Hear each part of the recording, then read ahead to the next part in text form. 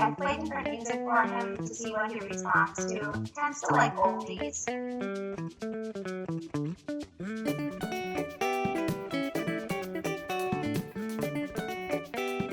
I adopted him, it felt like he'd been with me a really long time. So even when it was just a couple months, I felt like he'd been with me for years. Oh yeah, he wants to land on my head.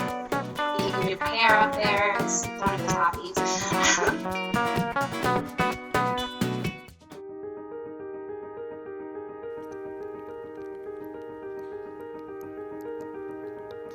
I was caring for Elvis in the sections that I was working in, and he had been a bird that went out to someone's home and didn't work out for an adoption. And I heard he was a little bit moody and grumpy. I kept my distance the first week, but then the second week I thought, okay, maybe I'll try letting him out. So I opened the door and he hopped right up on my shoulder. So he basically picked me.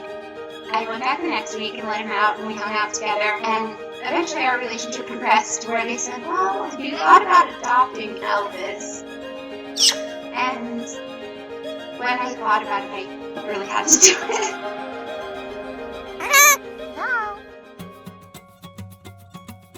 Elvis, when I met him, his feathers were like this. A lot of parrots can do it off their feathers.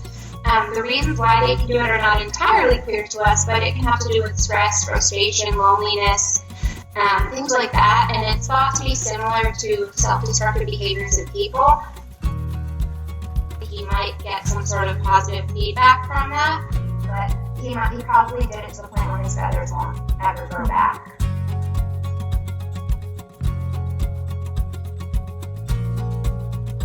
I give him a lot of encouragement. I have him forage for his food. I do all kinds of things that you're supposed to do to try and eliminate that behavior.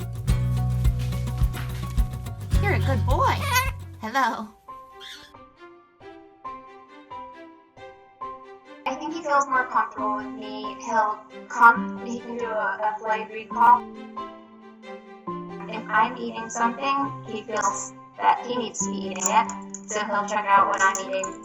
He tends to like sweets and starchy foods, as a lot of people do too. You're just drinking it, aren't you? When he hears a phone ring, he'll say hello. He'll just start saying hello. Hello. Hello. Hello. Hello.